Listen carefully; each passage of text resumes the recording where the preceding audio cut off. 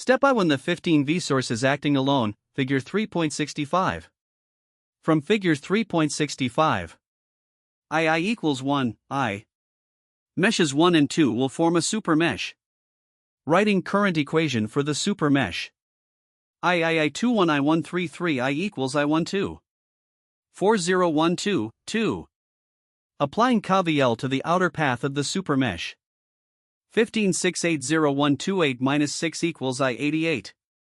6815128 I8 equals 2 I88, 3. Solving x, 2, and 3. I10 equals a 39.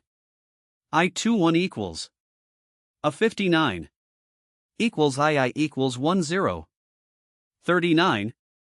Step 2. When the 10V source is acting alone, figure 3.66. From figure 3.66, II equals 1, I. Meshes 1 and 2 will form a supermesh. Writing current equation for the supermesh. I21 I133 I equals I12. 4012, 2. Applying KVL to the outer path of the supermesh. Minus plus equals 68100128 I88 minus 6810. Solving x, 2, and 3. I. 1. 2. 1. 026.